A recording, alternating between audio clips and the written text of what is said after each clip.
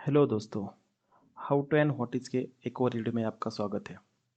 आज हम बात करने वाले हैं जावास्क्रिप्ट में एरे के 15 ऐसे मेथड्स जो आपको पता होने चाहिए, जो मोस्टली हम डे टू डे जो प्रोग्रामिंग करते हैं उसमें ये रेगुलरली यूज़ होने वाले मेथड्स है जो हर एक डेवलपर को पता होना ज़रूरी है। और यूजुअली इसके बारे में इंटरव्यू में बहुत बार पूछा जाता है कि ये मेथड क्या करते हैं, पर्टिकुलर मेथड और उन मेथड्स में से डिफरेंस क्या है। तो आज हम वन बाय वन ये सारे मेथड देखने वाले हैं।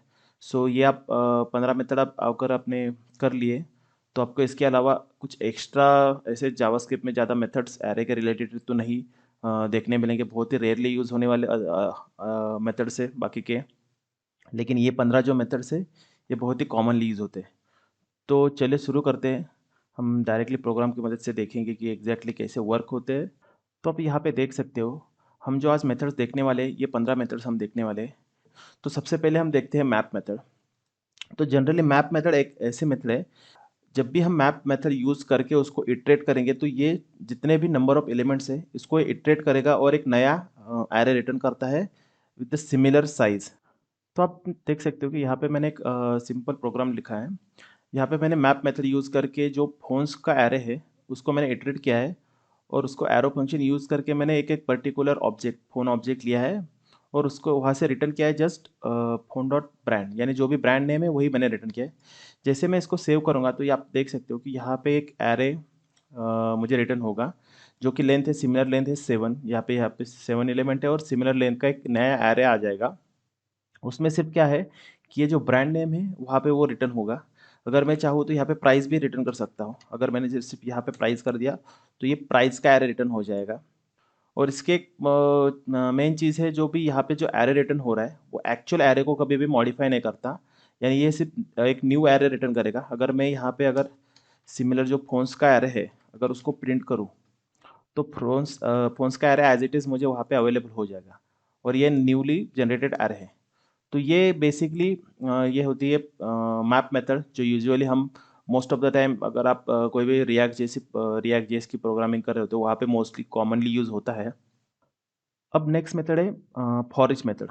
अब फॉर ईच मेथड भी मैप जैसे ही है, जो भी हर एक एलिमेंट जो भी है एरे में से उसको इटरेट करेगा। लेकिन मैप और फॉर ईच में एक डिफरेंस है कि फॉर ईच कभी भी न्यू एरे रिटर्न नहीं करता है, वो जस्ट इटरेट करता है। अगर मैं यहाँ पे देखूँ, अगर सिर्फ इसको फॉर ईच करूँ तो क्या होगा कि ये जो है यहाँ पे आप अगर आप देखोगे तो यहाँ पे ये रिटर्न कुछ भी नहीं होगा। इस तो ये सिर्फ अनडिफाइंड देगा कि ये रिटर्न करता है अनडिफाइंड, क्योंकि ये सिर्फ उसको इटरेट कर रहा है लेकिन उसको कुछ रिटर्न नहीं कर रहा। तो हमें क्या करना पड़ेगा, सिंपली अगर मैं यहाँ पे कंसोल डॉट लॉग करूँ तो ये क्या करेगा, जो भी हर एक ऑब्जेक्ट में से जो प्राइस है उसको वो कंसोल करेगा। अगर मुझे एक एक ऑब्जेक्ट भी उसको प्रिंट करना है सिमिलर वे से as it is phone object, तो भी मैं कर सकता हूँ। ये क्या करेगा, सिर्फ वहाँ पे हर एक ऑब्जेक्ट को ये इटरेट कर रहा है, और सिर्फ उस पे हम अगर कुछ करना चाहे, यहाँ पे कुछ भी अगर हमें पर्टिकुलर वैल्यू चाहिए या फिर न्यू एरे क्रिएट कर रहे हैं अगर अलग से करके, तो हम कर सकते हैं। लेकिन ये कुछ नया एरे जनरेट नहीं करेगा। हम यहाँ से ये भी हटा दें तो भी ये सिमिलर वे में वर्क होगा, हमें सिमिलर आउटपुट मिलेगा। जैसे ये है डॉट ब्रांड्स, तो मैं यहाँ पे ब्रांड्स देख सकता हूँ। और मेन चीज़ है कि ये हमेशा अनडिफाइंड रिटर्न करता है। यहाँ पे कुछ भी नया एरे रिटर्न नहीं होता, ये सिर्फ एक इटरेशन के लिए यूज़ किया जाता है। काफ़ी कॉमनली पूछने वाला क्वेश्चन है कि मैप और फॉरेज में क्या डिफरेंस है। तो उन दोनों में से मेन डिफरेंस जो है कि फॉरेज जो होता है वो कुछ भी रिटर्न नहीं करता है, वो अनडिफाइंड रिटर्न करता है। और जो मैप है वो क्या करता है कि similar length of array return करता है from the array on which we are executing the map method. तो उसके बाद हम देखने वाले हैं ये फिल्टर मेथड। तो फिल्टर मेथड का मेनली यूज़ है ये है कि अगर ये पर्टिकुलर एरे है, एरे ऑफ ऑब्जेक्ट, तो उसमें से अगर मुझे कुछ फिल्टर आउट करना है एलिमेंट्स, तो मैं उसका यूज़ कर सकता हूँ। तो ये फिल्टर करके जो भी हमने फिल्टर की कंडीशन डाली है उसको फिल्टर करके उतने एलिमेंट का वो एरे न्यू एरे हमें रिटर्न करके देगा। तो यहाँ पे कैसे होगा कि अगर मैंने यहाँ पे ये जो इसको मैं मॉडिफाई करता हूँ, जो भी है ये एक नया एरे रिटर्न करेगा। लेट सपोज मैंने यहाँ पे एक न्यू एरे करके ऑब्जेक्ट बना लिया। अगर मैं इस पे फिल्टर यूज करूँ, फिल्टर मेथड, और फिल्टर मेथड में क्या करूँगा मैं, ये हर एक ऑब्जेक्ट है उसमें से मैं फोन डॉट प्राइस है वो ग्रेटर देन 1000 है। ओके, सो अब भी क्या होगा, ये जब भी रिटर्न करेगा ऐसे एलिमेंट रिटर्न करेगा, और या फिर ऐसा एलिमेंट रिटर्न करेगा जिसकी प्राइस है वो मोर देन 1000 है। तो अब हम अगर इसको न्यू एरे को अगर कंसोल डॉट करेंगे तो हमें वो फिल्टर आउट एरे मिल जाएगा यहाँ पे। अब यहाँ पे आप देख सकते हो कि ये जो एरे रिटर्न हुआ है जिसकी भी वैल्यू ग्रेटर देन 1000 है, यानी जो 100 है उसको कंसिडर नहीं किया क्योंकि हमने सिर्फ ग्रेटर देन की कंडीशन लगाई थी। तो इसका यूज़ है कि ये दोनों जो भी है जिनकी प्राइस ग्रेटर देन ये थी उसने वो रिटर्न किया। जैसे अगर हम कुछ भी अगर यहाँ पे चेंज करूँ, मैं कंडीशन जो भी अप्लाई करना चाहता हूँ पर्टिकुलर एलिमेंट, लेट सपोज अगर मैंने यहाँ पे ऐसा इक्वल टू किया, तो यहाँ पे जो भी जिसकी वैल्यू इक्वल टू 1000 है वो पर्टिकुलर वही ऑब्जेक्ट वहाँ से रिटर्न हो रहा है। तो ये यूज़ है फिल्टर मेथड का। तो अभी उसके बाद जो नेक्स्ट मेथड है वो है सम। तो सम मेथड ऐसी है कि अब यहाँ पे आप देख सकते हो कि यहाँ पे पर्टिकुलर एक ऑब्जेक्ट का एरे, तो वहाँ पे हम कुछ भी कंडीशन लगाएंगे तो वो ऐसे ट्रू या फॉल्स रिटर्न करता है। अगर कोई भी पर्टिकुलर वो कंडीशन सेटिस्फाई होती है फॉर एनी एलिमेंट सम, तो वो क्या करेगा कि उस केस के लिए वो ट्रू रिटर्न करेगा। लेट सपोज हम यहाँ पे अगर मैंने सम यूज़ किया, अगर उसको 100 प्राइस वाला कुछ कोई भी एक फ़ोन मिल गया तो वो वहाँ से वो ट्रू रिटर्न करेगा। अगर उसको मान लो मैंने यहाँ पे कंडीशन दी 1001, अब यहाँ पे 1001 वाला कोई भी प्रोडक्ट अवेलेबल है तो वो रिटर्न करेगा फॉल्स। इसका मतलब ये है, ये इटरेट करके पूरी एरे को इटरेट करके वहाँ पे चेक करेगा कि ये पर्टिकुलर कंडीशन सेटिस्फाई होने वाला एलिमेंट वहाँ पे अवेलेबल है या नहीं है। अगर वहाँ पे उसको कंडीशन सेटिस्फाई होती है एक बार भी तो वो डायरेक्टली ट्रू रिटर्न कर देता है।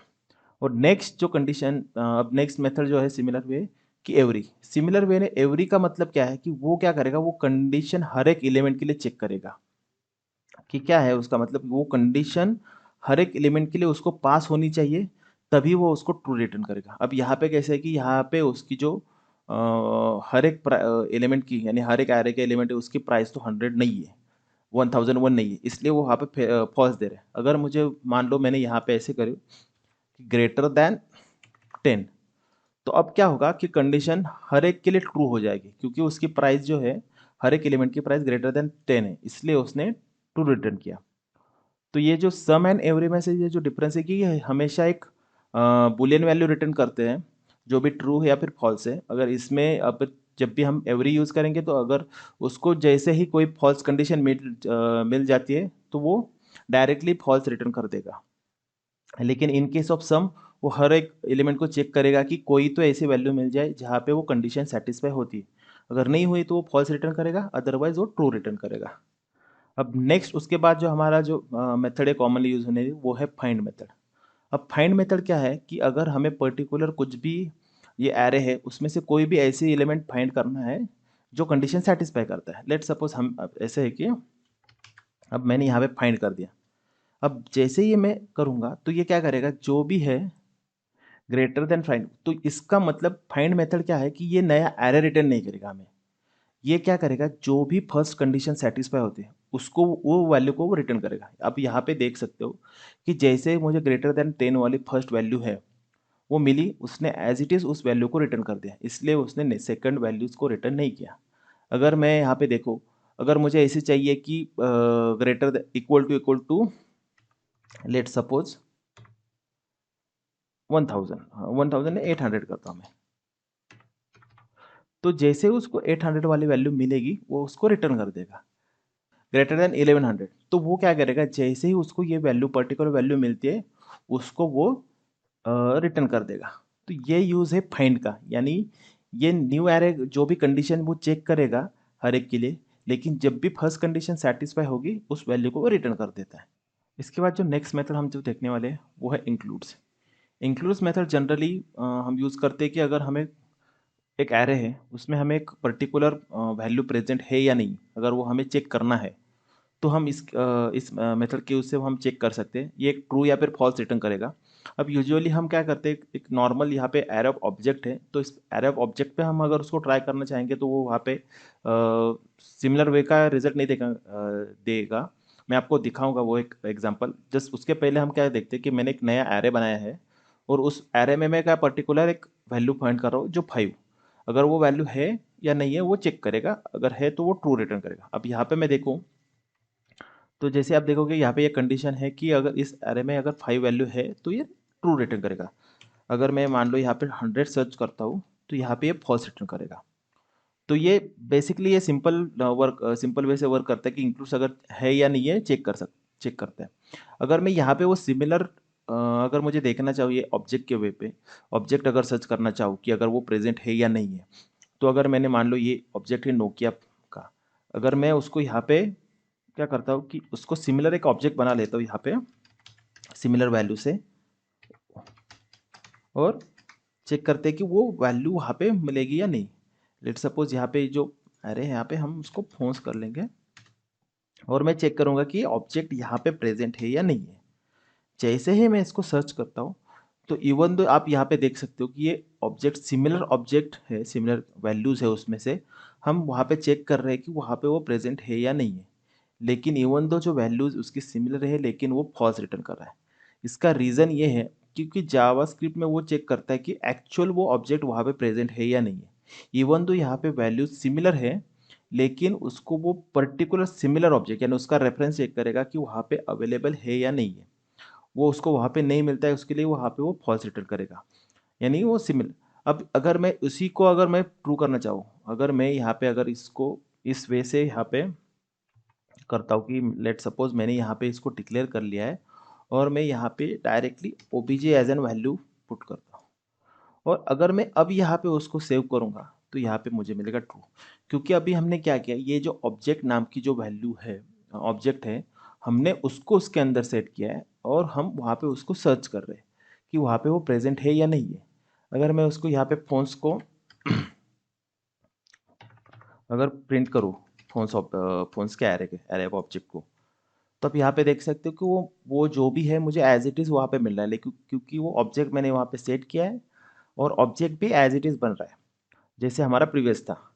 लेकिन जैसे ही हम इसको यूज़ कर रहे हैं कि जिस वे में हम सिमिलर ऑब्जेक्ट को रेफर कर ले, इसलिए वहाँ पे इंक्लूड्स में वो वहाँ पे उसको ट्रू रिटर्न करेगा।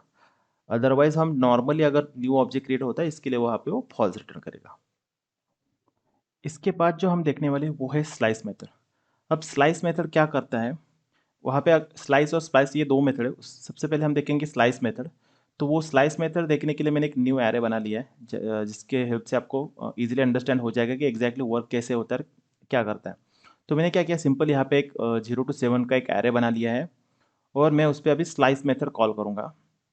जैसे ही मैं वहाँ पे स्लाइस मेथड कॉल करता हूँ तो आप यहाँ पे देख सकते हो उसके डेफिनेशन में भी कि वो एक स्टार्ट एलिमेंट और एंड एलिमेंट, ऐसे दो वैल्यूज वहाँ पे एक्सेप्ट करता है। जैसे मैंने ये स्टार्ट की इंडेक्स दी है और एंड की इंडेक्स। अब जैसे मैं इसको सेव करूँगा, आप यहाँ पे देख सकते हो कि ये क्या कर रहा है कि ये जो न्यू एरे जनरेट हो रहा है, वो जो न्यू एरे है यानी स्लाइस मेथड के बाद, वो क्या कर रहा है, मुझे एक नया एरे रिटर्न कर रहा है जो भी सेकंड उसका जो पोजीशन है वहाँ से लेकर 5th पोजीशन तक। यानी ये हम हमें पता है कि एरे जो भी है 0 से स्टार्ट होता है, तो 0 से जो सेकंड पोजीशन की वैल्यू है यानी 2, 3, 4, और हमने क्या दिया था 5, यानी 5th जो पोजीशन की जो वैल्यू है उसको वो कंसिडर नहीं करेगा। उसके पहले तक की वैल्यू जो भी है उतनी वैल्यूज वो रिटर्न कर देगा। यानी अगर मैं यहाँ पे अगर मान लो 4 करूँ, तो 4 यानी एक सिंगल वैल्यू वो रिटर्न कर देगा, जस्ट 4। वो 5th वैल्यू को वो कंसिडर नहीं करेगा। जो 5th पोजीशन है यानी एंड है उस वहाँ तक के वो एलिमेंट रिटर्न करेगा। अगर यहाँ पे आप देखोगे तो एक चीज़ आप नोटिस करोगे कि ये जो न्यू एरे रिटर्न करता है, और ये जो एरे है एग्जिस्टिंग एरे यानी ओरिजिनल एरे को वो मॉडिफाई नहीं करता है। Original array as it is वहाँ पे प्रेजेंट रहेगा, यानी उसमें कुछ भी चेंज नहीं होता है। वो जस्ट सेकंड एरे जो न्यू एरे है वो वहाँ पे रिटर्न हो जाएगा। सिंपल हम एक चीज़ जो सबसे इम्पोर्टेंट यहाँ पे कंसिडर करने वाली होती है कि कन्फ्यूज जो हमेशा होते हैं स्टूडेंट यहाँ पे, कि हम जब भी स्लाइस कॉल करते हैं तो जो सेकंड पैरामीटर है तो उस पोजीशन को भी वो कंसिडर करेगा या नहीं। तो इसका आंसर है कि वो उस सेकंड पोजीशन जो हमने दी है उसको वो कंसिडर नहीं करता है, यानी उस पोजीशन का एलिमेंट वो रिटर्न नहीं करता है। यानी यहाँ पे फिफ्थ पोजीशन का एलिमेंट को वो रिटर्न नहीं करेगा। जस्ट क्या करेगा कि पोजीशन, स्टार्टिंग पोजीशन है फोर्थ, तो वहाँ से लेकर यहाँ तक कि जितने भी एलिमेंट है वो रिटर्न करेगा। मान लो यहाँ पे मैंने अगर 0 दिया तो 0th पोजीशन से लेकर फिफ्थ पोजीशन के पहले के जितने भी एलिमेंट है उतने वो सारे एलिमेंट वहाँ से रिटर्न हो जाएंगे। ओके। अब अगर यहाँ पे मुझे अगर सेकंड जो मेथड है वो है स्प्लाइस, सिमिलर स्प्लाइस मेथड है। अब स्प्लाइस मेथड में आप अगर इस पे मैं होवर करूँ तो यहाँ पे देखोगे start count, delete count and number of जो एरे है उसको हम वहाँ पे ऐड सकते। अब ये एग्जैक्टली कैसे मैं आपको दिखाता हूँ। स्टार्ट नंबर यानी क्या है कि ये जो स्टार्ट है, लेट सपोज हम 1 से स्टार्ट करते हैं और जो वहाँ से 3 एलिमेंट्स हमें डिलीट करने हैं। ओके। अब जैसे ही मैं यहाँ पे 3 एलिमेंट्स वहाँ से, तीसरा पैरामीटर है वो आपको मैं उसके बाद बताता हूँ कि एग्जैक्टली वो कैसे वर्क करता है स्प्लाइस में। अगर मुझे कुछ ऐसा एरे चाहिए कि जिसका स्टार्ट काउंट से देखो, ये जो एक्चुअल एरे उसने न्यू जो एरे रिटर्न किया वो क्या है कि जितने भी उसने एलिमेंट डिलीट किए उतने हैं।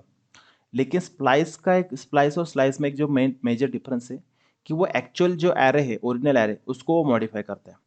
यानी न्यू जो एरे है, जैसे यहाँ पे हमने एलिमेंट 1 to 3 के काउंट किए थे, यानी 1 पोजीशन से लेकर 3 एलिमेंट वहाँ से डिलीट हो जाएंगे। सो आउटपुट यार आप यहाँ पे देख सकते हो कि फर्स्ट जो है, फर्स्ट पोजीशन का नंबर यानी 1 2 3, ये 3 एलिमेंट जो वो डिलीट होके जो भी एरे आएगा वो, या एरे उसको वो यानी एक्चुअल एरे को मॉडिफाई करके वो बना देगा। तो ये हमेशा न्यू एरे यानी वो सिर्फ जितने भी एलिमेंट उसने डिलीट किए वो रिटर्न करेगा, और जो एक्चुअल एरे है उसको वो मॉडिफाई करेगा। अब यहाँ पे हम देखते हैं कि वो जो तीसरा आर्गुमेंट हम इसको क्या पास कर सकते थे। तो तीसरा आर्गुमेंट ऐसे है कि यहाँ पे हम जितने भी वैल्यूज हम यहाँ पे देंगे, एक एरे की नंबर ऑफ एलिमेंट्स वो एक्सेप्ट करेगा, उतने एलिमेंट्स वो उसमें वो इंसर्ट करेगा। लेट सपोज यहाँ पे अगर मैंने यहाँ पे उसको 10 20 30 40 ये एलिमेंट यहाँ पे कर दिए, तो वो जब भी नया एरे बनेगा तो उसमें वो सारे एलिमेंट्स ऐड हो जाएंगे। यानी वो उसने क्या किया कि वहाँ पे जितने भी एलिमेंट्स थे, फर्स्ट पोजीशन से लेकर 3 एलिमेंट्स जो भी है, फर्स्ट पोजीशन से लेकर 3 एलिमेंट वो डिलीट कर दिए, और वहाँ पे जो हमने यहाँ पे पास किए जितने भी वैल्यू वो वहाँ पे ऐड हो गए। ओके। और जो रिटर्न कर रहा है वो एरे वो क्या है कि जो उसने डिलीट किए जितने एलिमेंट उतने। अगर मान लो मैंने यहाँ पे 0 दे दिया तो इसका मतलब क्या होगा कि ये 0 एलिमेंट डिलीट करेगा, और वो सेकंड एलिमेंट यानी जो फर्स्ट एलिमेंट है उसके यानी सेकंड पोजीशन के बाद वो जितने भी एलिमेंट हमें वहाँ पे ऐड करने हैं तो वो ऐड हो जाएंगे। ये मेजरली कैसे यूज़ होता है कि अगर हमें एक्चुअल एरे अगर कुछ केस में मॉडिफाई करना है और इन बिटवीन कुछ वैल्यूज ऐड करने हैं, उस केस में ये यूजुअली ये मेथड जो है ये यूज़ किया जाता है। तो इन स्प्लाइस और स्लाइस में आपको दो इम्पोर्टेंट यानी डिफरेंस याद रखने हैं कि स्लाइस हमेशा क्या करेगा कि न्यू एरे रिटर्न करेगा जो भी हमें चाहिए, और वो ओरिजिनल एरे को कभी भी मॉडिफाई नहीं करता है। लेकिन स्प्लाइस जो मेथड है वो हमेशा क्या करेगा, जो एक्चुअल एरे है उसको मॉडिफाई करता है, और जितने भी उसने एलिमेंट डिलीट किए उतने ही सिर्फ वो रिटर्न करेगा। और यानी और मेन चीज़ जो और एक चीज़ जो है कि स्प्लाइस है जिसमें हम एक थर्ड आर्ग्यूमेंट पास कर सकते हैं, जो भी हमें जितने भी एलिमेंट्स उसमें अगर एक्स्ट्रा ऐड करने हैं तो हम स्प्लाइस के हेल्प से वो उसमें ऐड करके न्यूली मॉडिफाइड एरे क्रिएट कर सकते हैं। तो ये मेजर डिफरेंस है। इसके बाद हम देखने वाले हैं रिड्यूस मेथड। तो रिड्यूस एक कॉमनली इंटरव्यू में पूछने जाने वाली मेथड है। तो एग्जैक्टली ये वर्क कैसे करती है और बहुत सारे लोगों को ये कंफ्यूज करते हैं। तो मैं आपको इसके रिलेटेड के डाउट क्लियर कर देता हूँ। तो रिड्यूस मेथड यूजुअली कैसे वर्क होता है कि ये क्या करता है, रिड्यूस एक जो मल्टीपल एरे के एलिमेंट है तो उसको कंबाइन करके एक सिंगल आउटपुट या फिर एक सिंगल रिजल्ट रिटर्न करता है, सिंगल वैल्यू। सो अभी हम यूजुअली आप कहीं पे भी आपने देखा होगा कि लेट सपोज वी हैव ये वैल्यू है, और हमें इसका समेशन यानी इसकी सम कैलकुलेट करनी है। तो हम क्या करेंगे, ये रिड्यूस फंक्शन क्या करता है, एक कॉल बैक फंक्शन एक्सेप्ट करता है। सो कॉल बैक फंक्शन में क्या करेंगे, हम दो वैल्यू पास करते हैं, एक तो होती है इनिशियल वैल्यू और एक करंट वैल्यू। उसके बाद हमने क्या किया, वो फंक्शन में initial value plus current value, उसको हम यहाँ पे जो भी उसकी एडिशन होगी वो रिटर्न करेंगे। तो जैसे मैं इस फंक्शन को अभी जब रन करता हूँ सेव करके, तो आप यहाँ पे देख सकते हो कि इसकी समेशन है वो कैलकुलेट हो गई। अब समेशन एग्जैक्टली कैलकुलेट कैसे हो रही है, तो अगर आप यहाँ पे देखोगे तो इनिशियल वैल्यू जो रहती है वो बाय डिफ़ॉल्ट फर्स्ट टाइम अगर हमने कुछ पास नहीं किया तो वो फर्स्ट वैल्यू है उसको as an initial value consider करते हैं, और जो करंट वैल्यू है वो रहती है सेकंड वैल्यू। तो हर बार इटरेशन में वो क्या होगा, अब हम डायरेक्टली उसको प्रिंट करके देखते हैं कि एग्जैक्टली वैल्यूज़ कैसे पास हो रही है। अगर आप यहाँ पे देखोगे, रन करूँगा मैं, तो यहाँ पे देखो इनिशियली जो इनिशियल वैल्यू है वो है वन, और जो करंट वैल्यू वो है सेकंड एलिमेंट। अब क्या होता है, जैसे ही यहाँ पे इनिशियल प्लस करंट वैल्यू होती है, जो भी रिजल्ट आएगा वो एज एन इनिशियल वैल्यू करके पास होगा जब नेक्स्ट टाइम वो इटरेट होगा ये इस पे ये एरे। तब यहाँ पे देखोगे तो initial value first time one थी, उसके बाद जो एडिशन हुई टू एंड थ्री की वो यहाँ पे आ गई थ्री। तो यहाँ पे देखो अभी थ्री एंड थ्री की जो एडिशन है इनिशियल एंड करंट वो एज एन इनिशियल वैल्यू इसको पास हो रही है। सिमिलर वे ये होता रहेगा कि जैसे इनिशियल और करंट की जो भी एडिशन है वो एज एन इनिशियल वैल्यू इसको पास होती है, और ये इटरेशन तब तक चालू रहता है जब तक एरे खत्म नहीं होता। तो इस वजह से क्या होगा कि ये जो पूरा जो एरे है उसको रिड्यूस करके वो सिंगल वैल्यू में रिजल्ट रिटर्न कर देगा, और यहाँ पे हमें वो अवेलेबल हो जाएगा। तो बेसिकली अभी हमें जो सबसे मेन चीज़ यहाँ पे कैसे कन्फ्यूजन रहता है हमेशा कि इनिशियल वैल्यू क्या होती है और करंट वैल्यू। तो ये चीज़ हमेशा ध्यान में रखना कि फर्स्ट टाइम जब इटरेट होगा तो ये इनिशियल वैल्यू जो बाय डिफॉल्ट रहेगी वो one as an initial value ले लेंगे, और करंट वैल्यू सेकेंड होती है, और जो भी हर बार जो भी रिजल्ट आता है यहाँ पे एडिशन का वो एज एन इनिशियल वैल्यू करके सेकंड इटरेशन में उसको पास होता है। और यहीं पे और एक आपने सिंटैक्स देखा होगा यहाँ पे रिड्यूस का, कि यहाँ पे हम उसको ना एक बाय डिफ़ॉल्ट वैल्यू पास कर सकते हैं। लेट सपोज मैंने यहाँ पे 100 पास की, तो ये वैल्यू क्या रहती है, ये डिफ़ॉल्ट वैल्यू रहती है, जो भी एडिशन होगा उसमें ये उसको एक डिफ़ॉल्ट वैल्यू दी है उसने। तो अभी क्या होगा डिफ़ॉल्ट वैल्यू यानी यानी इनिशियल जो रिजल्ट है उसका रिड्यूस का वो है 100 ऐसा सपोज। तो जैसे ही हम उस पर इटरेट कर रहे हैं तो जो भी रिजल्ट है उसका अभी के लिए लेट सपोज 100 है, और उस पर जब भी ये वैल्यू परफॉर्म होगी तो वो क्या करेगा, वो पूरा जो भी इनिशियल देखो इनिशियल यहाँ पे 100 है। अब क्या होगा, करंट वैल्यू उसने क्या किया उसको फर्स्ट किया क्योंकि हमने उसको कुछ भी पास नहीं किया था। ठीक है, यानी जो भी एडिशन का रिजल्ट रहता है उसको उसने 100 कंसिडर किया क्योंकि हमने उसको बाय डिफॉल्ट एक वैल्यू पास की। अब भी वो क्या करेगा, इटरेशन में वो जो भी है वैल्यू उसमें ऐड करता जाएगा, यानी वन है तो वन करंट वैल्यू और इनिशियल वैल्यू 100 कंसिडर करके जो भी एडिशन आ रही है वो total addition at the end हमें 128 मिल रही है, क्योंकि हमने एडिशन में 100 है वो एक डिफ़ॉल्ट वैल्यू दी थी। सो इस तरीके से कैसे कि अगर हमें कुछ इनिशियल वैल्यू उसको सेट करनी है और उसमें जो बाकी का एडिशन है उसमें ऐड करना है, तो इस वजह से हम इसको यहाँ के एक डिफ़ॉल्ट वैल्यू भेज सकते हैं इनिशियली। तो ये जो रिड्यूस है इस तरीके से वर्क करता है। सबसे मेन चीज़ जो यहाँ पे ध्यान रखने वाली है, ये हमेशा जो पहली वैल्यू रहती है वो रहती है एडिशन, या फिर जो भी रिजल्ट है वो नेक्स्ट इटरेशन के लिए वहाँ पे पास होता है, और वो ये जो वैल्यू रहती है वो हर एक इटरेटेड का एलिमेंट है उसको वो पिक करके यहाँ पे पास करता है। इससे हमें क्या मिलता है कि हमें वो एडिशन के लिए वो अवेलेबल हो जाता है। तो इस तरीके से ये रिड्यूस मेथड वर्क होती है। इसके बाद जो हम देखने वाले हैं वो मेथड है push pop unshift and shift. तो बेसिकली ये चार जो मेथड्स है ये यूजुअली जो हम हमारे एरे में कुछ एलिमेंट ऐड करना है या फिर रिमूव करना है तो उस टाइम पे यूज़ किए जाते हैं। तो सबसे पहले जो पुश मेथड है उससे क्या होगा कि एलिमेंट जो है एट द एंड में अगर कुछ एरे के एंड में हमें कुछ एलिमेंट ऐड करना है तो हम पुश मेथड से ऐड करेंगे। जैसे हम ये करेंगे तो पुश मेथड, अब ये मेथड क्या करता है, ये रिटर्न करता है एरे की साइज़, यानी करंट जो साइज़ है एरे की वो एक्चुअल साइज वो रिटर्न कर देगा।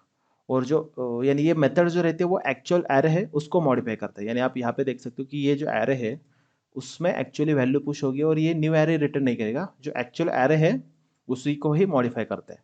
और जब भी हम पॉप मेथड यूज़ करते हैं तो पॉप क्या करेगा, जो एलिमेंट एट द एंड का एलिमेंट है उसको रिमूव करेगा। ये है पॉप मेथड का वर्किंग, यानी जैसे अभी यहाँ पे देखोगे आप ये जो 7 है तो लास्ट की 7 जो वैल्यू है वो रिटर्न कर देगा, और जो एरे की साइज़ है वो मॉडिफाई होकर 7 होगी, तो ये पॉप करेगा। अब इसके बाद जो आते हैं दो मेथड और एक जो है वो अनशिफ्ट एंड शिफ्ट। अब शिफ्ट मेथड क्या, अनशिफ्ट क्या करता है, जो अगर हमें कुछ एरे के बिगिनिंग में ऐड करना है तो उस केस में अनशिफ्ट मेथड से हम उसमें कुछ भी वैल्यू अगर ऐड करनी है तो हम कर सकते हैं। जैसे कि मान लो 10 वैल्यू है मुझे अगर ऐड करनी है, जैसे मैं अनशिफ्ट करूँगा तो एट दैट बिगिनिंग वो एलिमेंट ऐड हो जाएगा एरे के। और सिमिलर वे से जैसे नॉर्मल पुश और पॉप में होता है कि वो एक्चुअल एरे को मॉडिफाई करेगा और उसकी साइज़ है वो रिटर्न होते हैं फंक्शन के थ्रू। अब जो नेक्स्ट है अगर मैं शिफ्ट करूँ तो वो क्या, बिगिनिंग से जो भी एलिमेंट है वो डिलीट हो जाएगा। जैसे कि यहाँ पे 0 1 2 3 4 7 था, जो फर्स्ट एलिमेंट था वो यहाँ पे डिलीट हो गया है। तो ये बेसिकली चार ये है पुश पॉप, ये एट द एंड पे वर्क होता है, यानी पुश करेगा तो एंड में ऐड होगा और पॉप से एंड से रिमूव होगा। अनशिफ्ट से बिगिनिंग में एरे के ऐड हो जाएगा और शिफ्ट से बिगिनिंग से एलिमेंट डिलीट हो जाएगा। और सबसे जो लास्ट में एक मेथड है वो है इंडेक्स ऑफ। इंडेक्स ऑफ यानी अगर एलिमेंट में हमें किसी भी एक पर्टिकुलर एलिमेंट के इंडेक्स फाइंड आउट करनी है तो हम क्या करेंगे, इंडेक्स ऑफ फंक्शन यूज करेंगे। तो इंडेक्स ऑफ क्या करेगा, अगर मान लो यहाँ पे मेरे अगर 10 है तो 10 कैसे है कि इस एरे में वो अवेलेबल नहीं है, तो उस केस में वो क्या रिटर्न करेगा कि इस केस में वो रिटर्न करेगा -1, क्योंकि उस केस में वहाँ पे वो एलिमेंट उसको मिला नहीं, इसलिए वो रिटर्न करेगा -1। अगर वहाँ पे जो एलिमेंट है तो उसकी वो इंडेक्स रिटर्न करेगा। अगर 4 है तो मैंने जैसे ही यहाँ पे 0 से एरे किया है तो 4 है, तो फोर्थ एलिमेंट पे क्या है, जो भी है फोर्थ वैल्यू है उसके इंडेक्स क्या है 4। जैसे अगर मैंने यहाँ पे हटा दिया तो इस केस में वो कैसे करेगा, 4 की इंडेक्स क्या है, यहाँ पे 4 की इंडेक्स है 3। क्यों, क्योंकि एरे की जो स्टार्टिंग होती है 0 1 2 3, तो 4 की इंडेक्स है 3। तो इस तरीके से इंडेक्स ऑफ के मदद से हम क्या कर सकते हैं कि जो भी एरे है वहाँ से किसी भी पर्टिकुलर एलिमेंट की हम इंडेक्स फाइंड आउट कर सकते हैं। सो ये जो बेसिकली ये 15 मेथड्स है जो एरे में मोस्टली यूज़ होती है और वो हर जगह पे यानी मोस्ट प्रोग्रामिंग के टाइम पे हमें यूज़ करनी पड़ती है। अगर आपको ये वीडियो पसंद आया तो इस वीडियो को ज़रूर से लाइक करें, शेयर करें और चैनल को सब्सक्राइब करें। Thank you.